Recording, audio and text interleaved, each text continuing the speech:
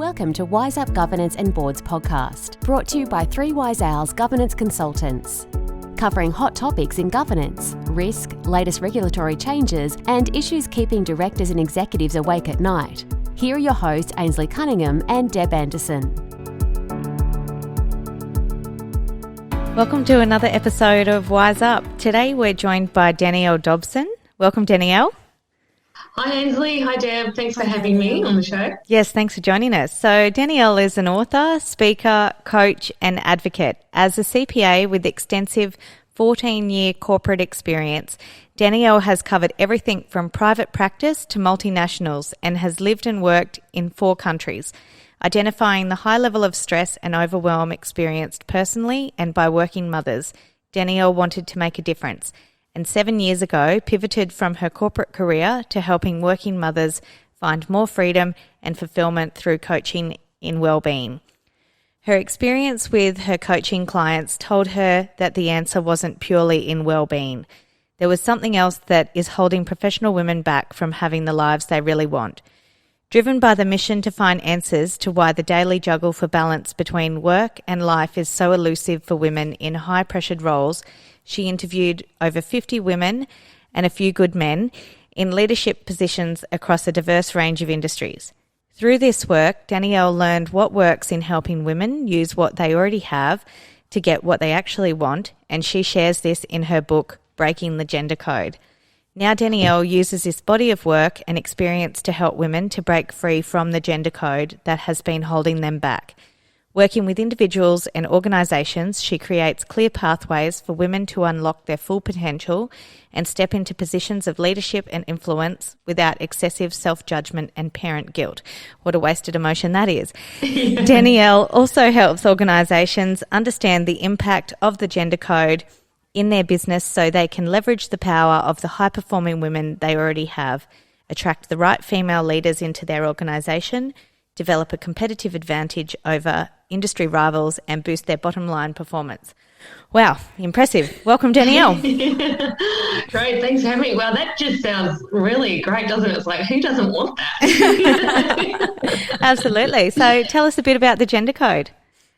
The gender code. Okay, so the gender code I discovered through my research, and it was actually unintended. And just to go back a little bit and give you a bit of a story behind the whole project, I started off as a market research project because I wanted to understand the women that I was coaching better. So I wanted to be able to support them better. And I was at a stage where I was feeling stuck myself. I was thinking, how am I going to juggle these 2 worlds of being a parent, a single parent, and being in the workforce and do a really good job of both?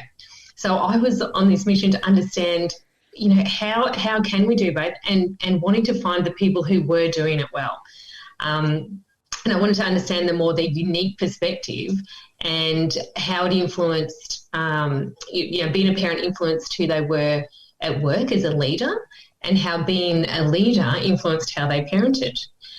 So it set me off on this market research project. So I called it the Wonders of Women Leaders Research Project. And I started interviewing these women, CIOs, COOs, CEOs, partners in accounting firms, working for international banks, big accounting firms, in all sorts of industry, male-dominated industry, banking and finance. I also interviewed scientists, journalists, politicians, and I wanted to find out what was really working well, as I said before. And what kept coming up were some really common themes around how their leadership style had changed for the better once they became a parent, and that it positively impacted everyone around them. And another theme that kept coming up was this feeling of struggling to have it all. So this being torn and trying to think that we have to be high achieving at work, high achieving in everything that we do, and it was causing this depletion and burnout. But one of the things that really, I guess, moved me the most to find out more and to try and solve was the stories around gender disparity, around unpaid work, around discrimination in the workplace. And I actually had not seen it before. I guess it was always there, but I hadn't seen it. I'd worked in male-dominated industries back when I was in finance. And for me, I didn't see it, just seemed the way things were.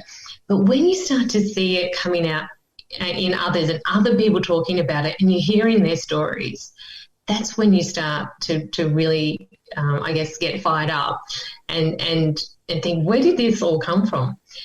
And so that is when I delved deeper into this gender code, and I did a lot of study, further deeper study. And for me, I always look at science to explain everything. So I looked at our evolutionary past. I looked at the way our brain works. I looked at neuroscience. I looked at different cultures. And I worked out that that we're actually living according to this gender code. It's that set of default beliefs that we all recognise about the natural differences between men and women. And these beliefs create these stereotypes that keep the genders firmly in different boxes. And it specifically keeps women from pursuing our dreams and achieving success in life and work. And we've all been programmed with this code, and it's over millennia. It's been embedded in for eons. And because it's deeply embedded within our culture, it's so much so that it's to the extent that we don't challenge those beliefs, even when they create real difficulties for individuals, men and women, for businesses and across societies. Because according to the gender code, women are pigeonholed into the role of carer and men in the role of provider.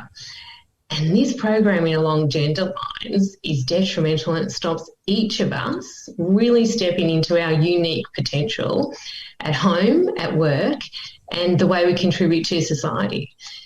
So I guess that is what I discovered. And so what I wanted to do is bring that to the attention of everyone. And I guess, like as I always say, I did not set out to write a book, but this stuff that I was learning was just way too good to keep to myself, and I knew I had to share it more broadly.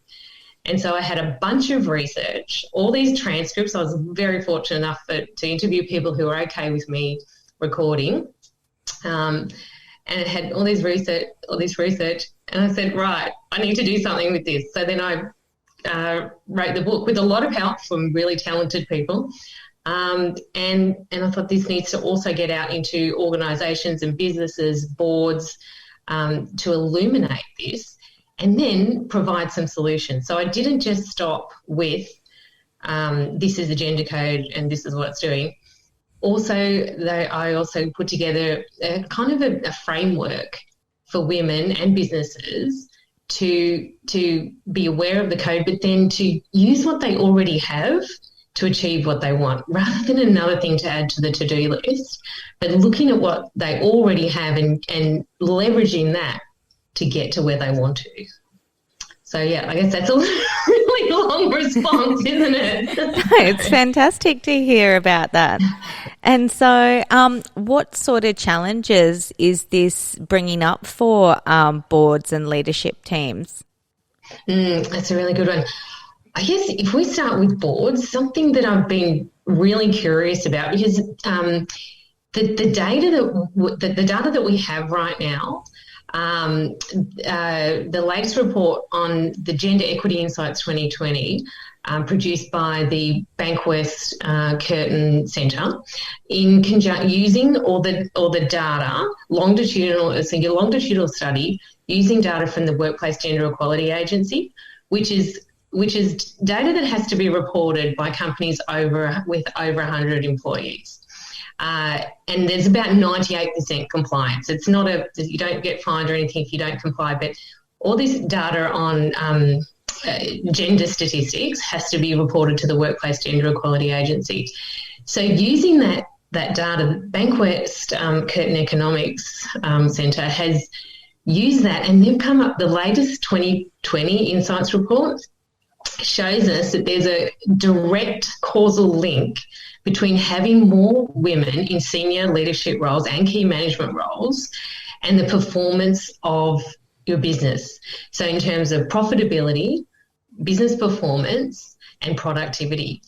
And like I've got the numbers here so that I'm completely accurate. So if there's an increase of 10 percentage points or more for women in higher level management positions and boards and senior roles, the ASX listed companies, this report shows that there's a 4.9% increase in company market value, and that can equate to 78.5 million Australian dollars. Wow. The numbers are in, and appointing a female CEO, there's a 12.9 percentage increase of outperforming equivalent organisations in this sector by 3 or more different metrics. And I mean, I could go on. There's lots of other, but now we can find causal links. So this is relatively new and it's groundbreaking, and it's a world first report, because for a long time there's been the sense and there's been some evidence, but it hasn't been as rigorously, compiled, rigorously put together and scrutinised, and using, like I mentioned, longitudinal data. So this information has been started to be collected in 2012. So Julia Gillard, when she was the Prime Minister, created this measure, and so we have years of research. And so in terms of bottom line, because we like evidence, we like data, we like to have, the real numbers to help us understand the real true impact of having gender diversity. So we've got it now. So it's not just a nice to have or the good thing to do or a fair thing to do to have gender balance at the top or throughout organisations in general, but it's actually makes good business sense. It is kind of the only thing to do going forward, like now and going forward in COVID and post-COVID. So I guess, when we look at challenges, what are the challenges to that? So what I'm hearing generally in terms of, if we go straight up to the board, okay, we'll start with the board.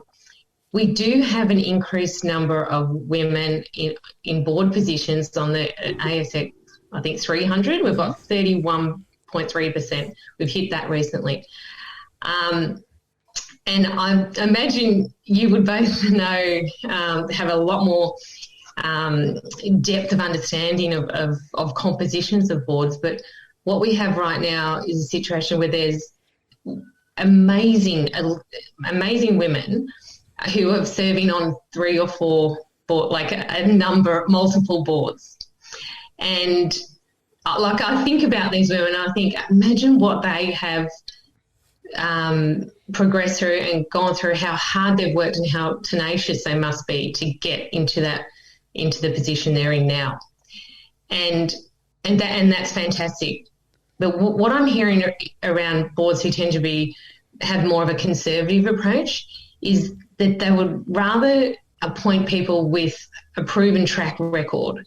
So that's why, part of the reason why there's the multiple appointments, and I'm not sure if they're thinking that there's not enough of a candidate pool, but it's one of those chicken and the eggs. And it's like when you start out in your career, you need to get experience to be experienced. And so I think one of the challenges that being reliably informed is that it's a matter of, I guess, it's not even taking a chance or a risk, but it's just looking at the candidate pool a little bit differently. So maybe not just focusing first on proven track record and reliability and being a valuable candidate, but maybe looking at what a valuable candidate means in a different lens, not just a proven track record, but skills and strengths and contribution, their career to date, how that could be valuable to the board. So, I guess my suggestion there is to be looking at the candidate pool differently, through a different lens, and more of an expansive lens rather than a track record, proving their stripes lens. Because the pool is there. It is absolutely there. And there are people who are frustrated that they're not being considered because they don't have the experience. And then it also feeds in to these gender-coded pressures that women have in general based on our life experience, that we need to earn our stripes before we can apply, go for a position or apply ourselves to something that we're not, experienced with. So, these things play into each other at the same time. But, my major recommendation would be to have a look at who is in that candidate pool through a different lens. Yeah, absolutely. Did you find any links between parenting and being a good leader? Yes. Oh, I'm so glad you asked that, Deb, because that was one of the things that blew me away. I was interviewing women and men, majority women, and every single one, except one, said that after they became a parent, they became a better leader.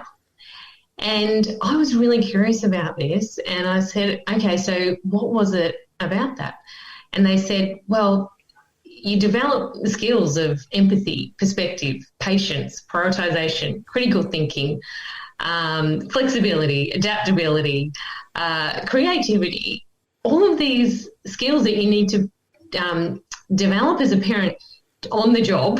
There's no training on this stuff. It's on the job training. And they found that they brought that to their leadership. So in terms of the people that they were leading, they increased their empathy and perspective. So many said after they came back from maternity leave in a leadership position, like their first child, that they understood the people in their team so much more, like the world that they were living in.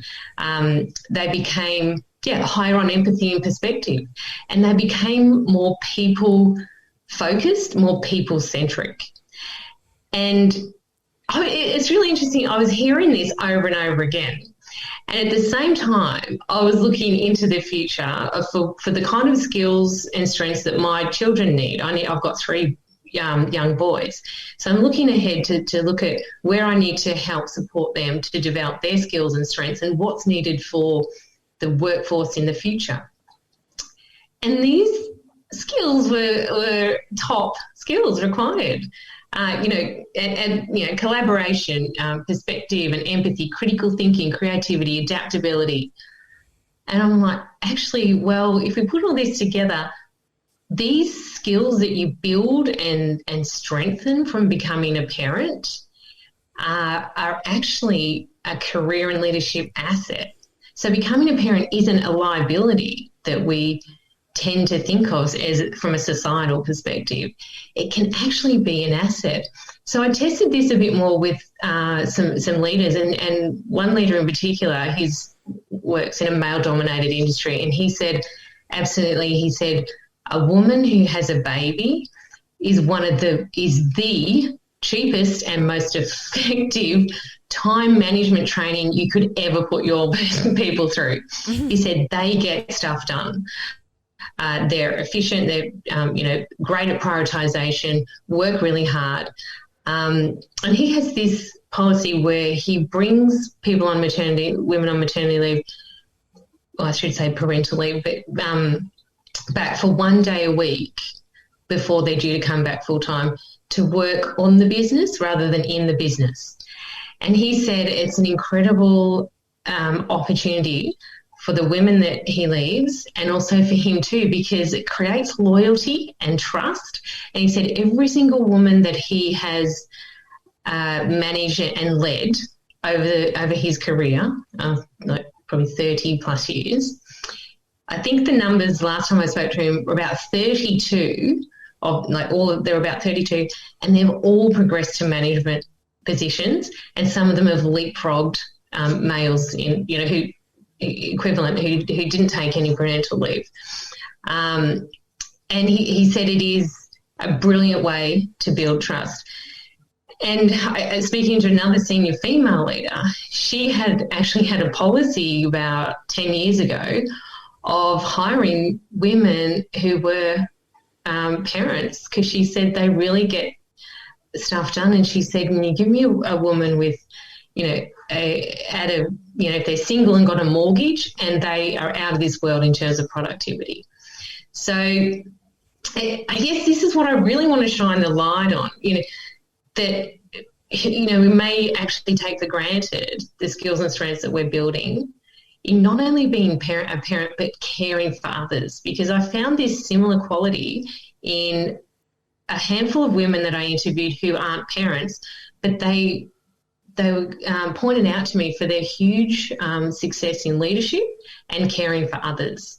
And they had this same approach about caring for others, and the men that I interviewed have a high value on caring for others. So they were bringing those caring skills, so empathy and perspective, and really understanding the people they were leading. They brought that to their leadership, and the psychological and safety and trust just was off the Richter in their teams, because I tested their direct reports to really get the lowdown to make sure that was everyone's perspective. And what I found really interesting is that organisations invest in training to build empathy and perspective. But honestly, if we look at how we are in relationships with people and we care for others, and in particular parents, we're actually building that. It's empathy 101. So I would really like to shine the light on that. And the really fantastic thing about this is this is open for males as well, for males in terms of caring for others, but also dads, parents. And this is why it's really important to not only create pathways for women into leadership, but also to create pathways for men into the home to be able to share the care. So that was a really exciting thing that I found about my research. It's not just about progressing women, but it's progressing people with those highly sought after skills and strengths that we really need right now and into the future. Yeah, that's really great to hear that you've got pathways for men as well back into the home, because a lot of them do miss out on taking a more hands-on role and approach with raising children, and a lot of them do actually feel like they've missed out and do really want to take a bit more of a front seat in that regard. And so having something like that is really great. So how do I guess you envisage that they break the code, for instance, in these organisations? Is it a change in culture or a change in mindset or a combination of a few things? Great question. And it is a combination. And what I would start with is, where is the organisation at right now? So understanding their unique context, because all organisations are different, at different places along the path. So if we talk about an organisation that really wants to make a change, sees that the current policies that they have in place right now are not happening, I would suggest looking at something like, if they haven't already done it, a gender pay equity, a gender pay gap audit. So looking across all roles across their whole organisation, is there a gender pay gap? So looking at that, and this is especially applicable in professional services and IT and organisations where there is, it's not strictly pay scale related, but do that audit, do that gender pay gap audit. And then with that information, if there's a requirement to be reporting that kind of information to the board, and that someone's got to take accountability for that, then there's a good chance that that's going to be enacted on. So it really starts with the senior top level, like the board and the execs. So that's where, you know, the culture is created, and then obviously all the way through, and you know, a direct report your direct manager has the biggest influence on an employee's experience at work. That's data that's come out of the Gallup organisation. So 70% of the person's experience at work is determined by the manager. So absolutely, it's a leadership culture all the way through. So when an organisation is required to report on the gender pay gap or diversity in their organisation, and someone's accountable, there's more likely it's going to be acted on. And I guess expanding out from that as well, policies and procedures. So looking at your policies and procedures, what do you have in place right now around supporting parents to be able to work effectively, to be able to remove obstacles? And, you know, a big one is childcare, obviously, and policies that combine work and family better. One of the biggest and most effective policies, when implemented properly, is an all roles flex policy. So that's where everybody's role is flexible. Now, I know that's not always manageable in all organisations, but for organisations who can try and work towards that. So that's not just parents with parental leave. It is people who, for whatever reason, everyone has individual reasons, but to be able to manage work and family better, policies that support that. So the all roles flex, and the real beauty of that is that then we don't have divisions between parents and others or mothers and others. So if everyone has access to the all roles flex approach, then there's a greater, I guess, probability of a more cohesive and collaborative team. So they're the top ones that I would recommend. So I think, like with any research, did you have any outliers as part of your research that didn't fit the model? Well, yeah. Well, it's interesting you say that, Deb, because I guess I actually didn't really have a model as such or a hypothesis. But what I found was a surprise that there are many, many leaders who are leading lonely. I don't know if that's the kind of, if you're thinking of that kind, but that was a real outlier for me. I was really surprised that they placed such a high value on caring for others that they sometimes felt like people didn't place the equivalent value on their own. And I found that really like a kind of a little bit, disappointing, I guess, from their, thinking of them. And I wanted to do something about that as well. That's another part of the reason why I wrote the book, because I feel like they're, wanting to care for them and for all the, other people-centric work that they do, yet they're feeling like they're sort of like holding up a tray. Like you can imagine a tray with a whole lot of, amazing food on it, or, and drinks or whatever, and they're holding up this amazing tray and doing all this work, but not being supported themselves. So who's holding them up? So I guess that was the thing that surprised me the most. Maybe other people wouldn't find that surprising, but I really did. Yeah. Yeah, absolutely. And so in terms of, I guess some of the other things that spring to mind for me are,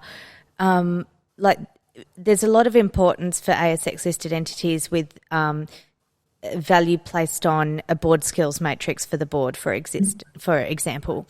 And, they determine what the right age is, what the right gender is, what the right mix is to get that diversity of opinion and the right skill set to execute on strategy. But it might be even something as simple as having a skills matrix for every layer of an organisation, and every type of role and to try and get the right people on the bus, as they say, and attract the right people in the roles. Rather than just at a board level.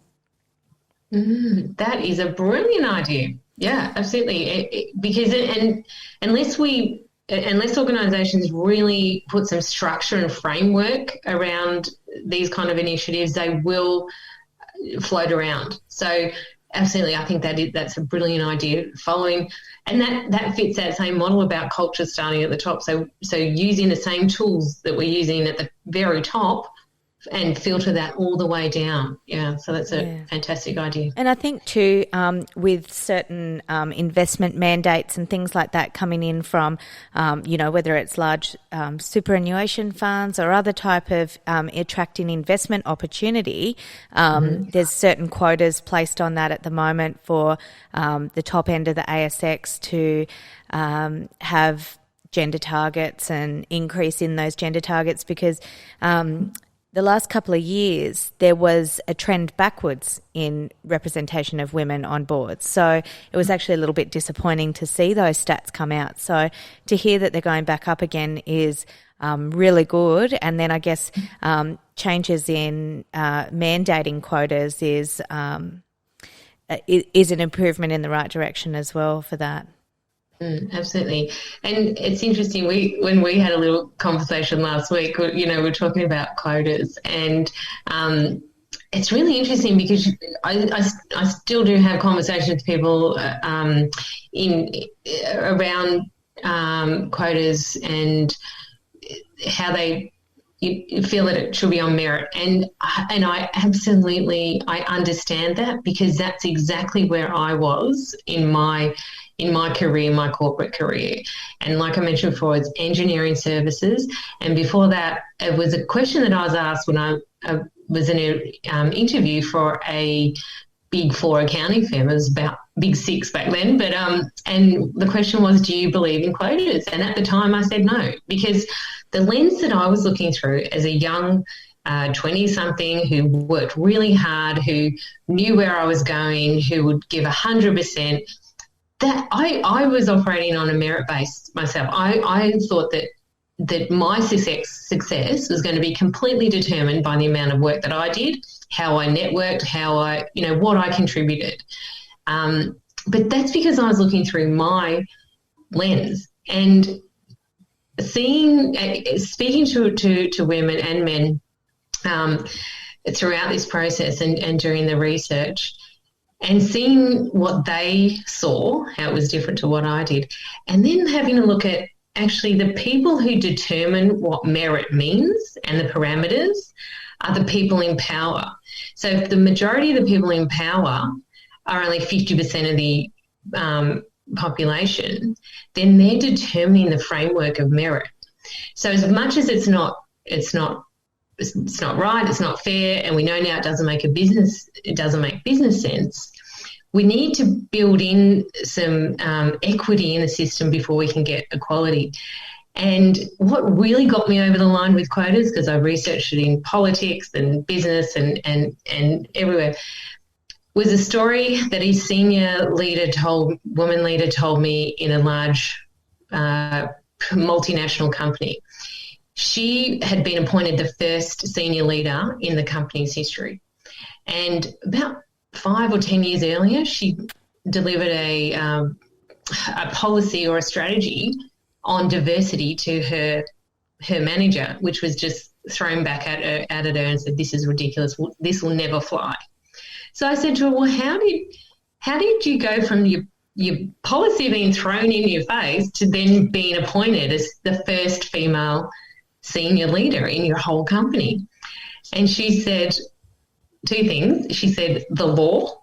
So she said the equal opportunity law helped to shine the spotlight, to open things up. So it was needed. And she said the second thing was that the company discovered that 70% of the buying decisions for the products the major products they were selling were determined by women.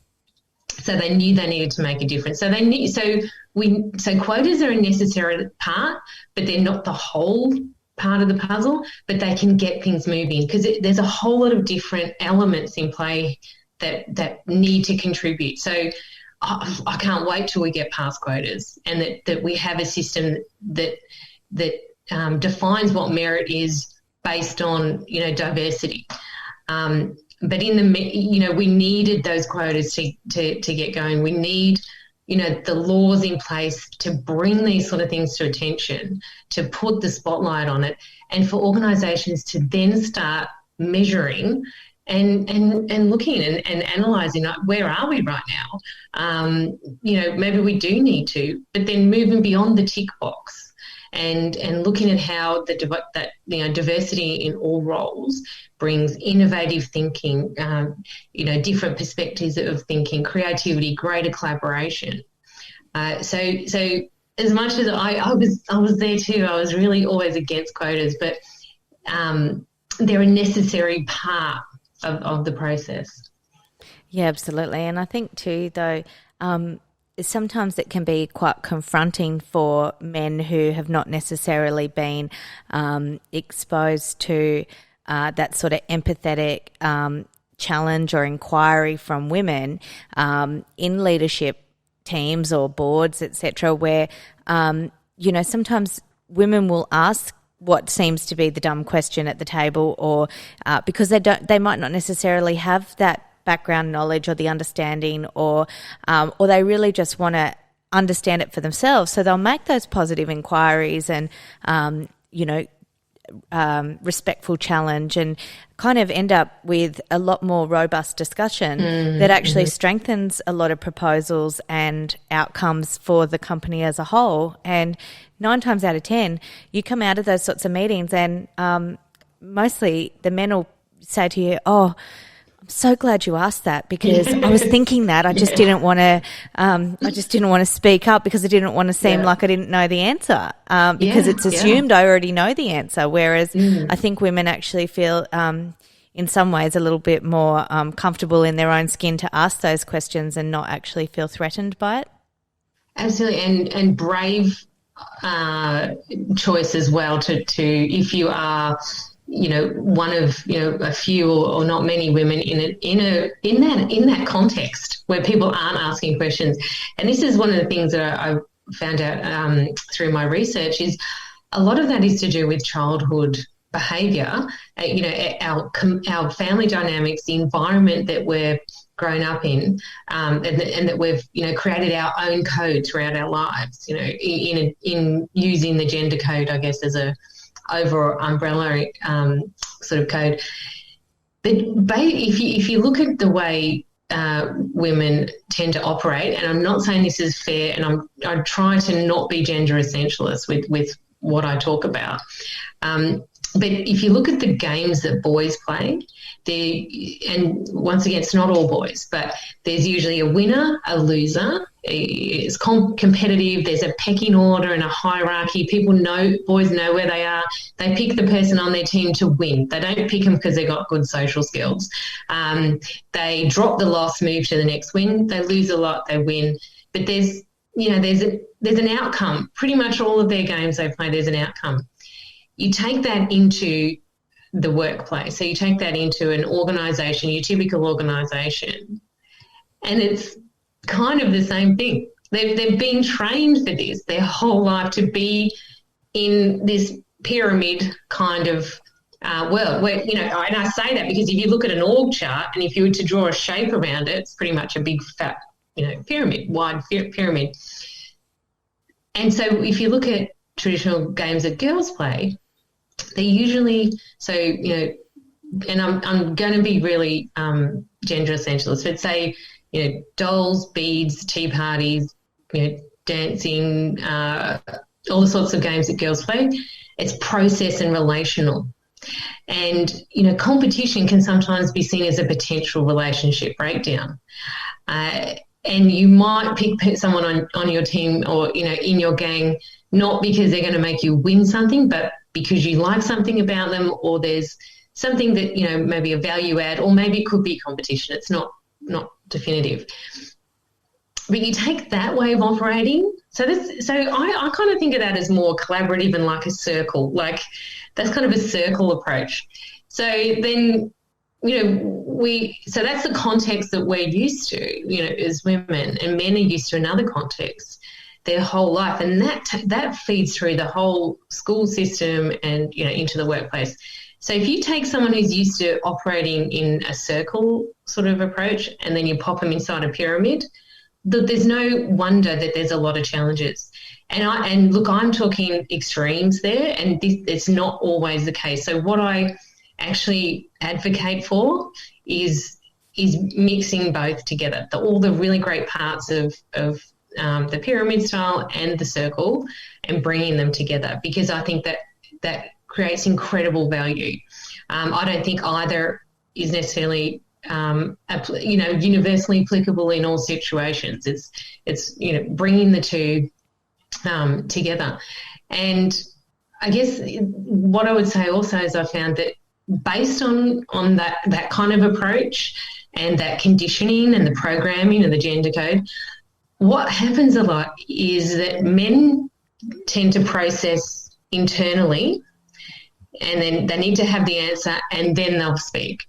Whereas women will tend to process externally, talk about it, get input, use our words, and then come up with an answer collaboratively maybe, or getting enough input. And I'm not saying it's definite or that's the way it always happens, but quite often as a leader, and in particular men, feel that they need to have all the answers. So they may not speak until they have the answers, but what they really need are the good questions. So the good questions to bring out the answers in the group.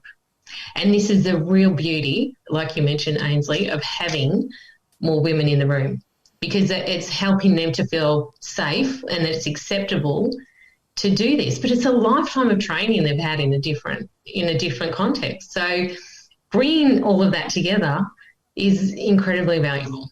Yeah, and another thing I'd seen was an interview that Andrew Denton had done with Julie Bishop, and it was around gender deafness in the government and politics, and saying how, she'll say something or come up with an idea, and then a few minutes later a man would say the same idea, and then they'll go, oh, that's brilliant. And it's like, well, what happened to my idea? And when I seen this interview, I was like, oh my gosh, like I totally resonate with that, because so many times I'm like, what about this? What about that? We could do this, we could do that. And quite often people are just like, oh yeah, whatever. And then all of a sudden, the guy beside you goes, well, what about this? And it's exactly what you said. It's like this whole gender deafness element. Part of it's parenting too, isn't it? I mean, no matter what gender, they don't have to fit into a box. You just go, there's equality here. You can be whatever you want to be. Yes, absolutely. And it's really interesting. I'll just quickly speak about your the gender deafness, which is really great. And there was a cartoon even before that called the Mrs. Triggs question, and it's exactly what you mentioned, Ainslie, and that's in my book, actually, my research. And I wanted to find out more about that as well, like what is going on, because people were sharing that with me too, the gender deafness in meetings. And I came across some work by a woman, an amazing professor in the UK, Margaret, and I can't believe I've forgotten her name, but she has this, Margaret, I'll find out, but she has this amazing book, very small, tiny little book on women and power. And her research and assumptions on that is that it's not necessarily what we're saying, right? Because not as we might think, oh, maybe I spoke, maybe there's too many words in there. Maybe it was maybe it needed to be briefer, all of these things. But she takes it right back to the skill and the pastime, the mission for men around oratory, so speaking in public. So that was one of the most powerful, manly things you could do in the ancient times, like the ancient Greeks and Romans, and probably even before that, all the time. So speaking with a powerful, language and speaking to people was the most influential thing you could power you could have, way before the internet and everything. So it was a power. And all throughout Western culture in literature, women have not had a voice. We've had a voice on women's issues and children's, but not really had a voice in the literature around other important issues.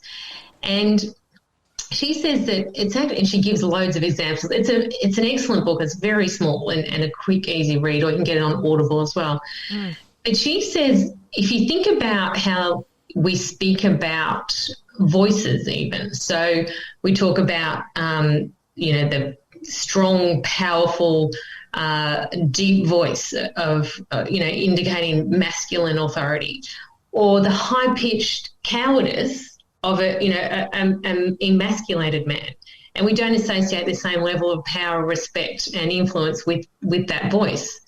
So if you think of women's voices, how they come across, it's exactly the same thing.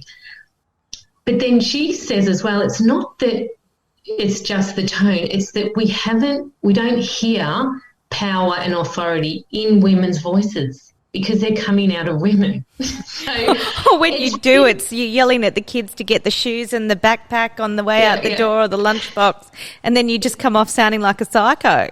Exactly, like this shrill, fishwife, whatever. And people don't kind of tend to respond well to that. No. For a number of reasons. But so she asserts that that's what a lot of that gender deafness is about. It's not what we're saying. It's just that as a culture and a society, we haven't learned to accept and understand and hear the power and authority in women's voices, because it's deeply ingrained. And I found that absolutely fascinating. And then it's like the Matrix, like Neo in the Matrix movie. It just all illuminates then. You see it all the time now. You hear it. It becomes a lot more evident. Yeah. It'd be a bit fun to try that one out in the boardroom. Just start changing your voice to like a man or something like that. Well, that would definitely get attention. Yeah, absolutely. It's always one, the number of times you get asked when you got a cold or something like that, and you end up sounding a bit husky, and everyone's like, "Oh, what's wrong with you?" It's like, all right. Well, we could talk to you all day, Danielle, about this, but unfortunately, that's about all we have time for today. So, is there any sort of top 3 tips you want to leave our listeners with, and whereabouts they can grab a copy of your book and maybe explore some of this gender code in more detail? Absolutely. Okay, so if to women who are in leadership and emerging leaders and leadership roles and want to keep progressing without the guilt, I say buy my book. that will help you and relieve the pressure. To senior leaders of organisations in people and culture, HR, talent, I would say do the gender pay gap audit. Look at who you already have. Really have a look at who you really already have. If you think you don't have people in the pipeline, have a good look. Use who you already have to get what you actually want. And to senior leaders who are thinking we need to do better, speak to your HR people and look and boards. Look at the talent pool through a different lens. I'd say look at the capabilities, the strengths and the matrix and everything you mentioned, and without needing to have that proven track record. And I guess overall I would say ask more questions, listen more deeply and try and understand people from their perspective. Absolutely. And where can they grab the book, Danielle? Okay, so off my website, codeconversations.com.au, can purchase it off there, but also in bookshops, and it's on the other online bookshops like Amazon, Booktopia, all of the online bookshops. So please buy a copy or contact me. I'd love to hear your thoughts and feedback. It's always great to get the fantastic testimonials or or feedback from people, which it provides me with fuel to keep going with this, because I know it's making a difference. So I welcome any contact at all. Absolutely. And we'll include the link on our website as well. So once the episode goes live, we'll have all that up there as well. So thanks so much, Danielle. I really appreciate it. Yeah, absolutely. Thanks for joining us. Thank you. Thanks. That's all for today. Until next time, happy podcasting. And remember, if you're enjoying the show, check out our other episodes and all things governance at www.3wiseowls.com.au.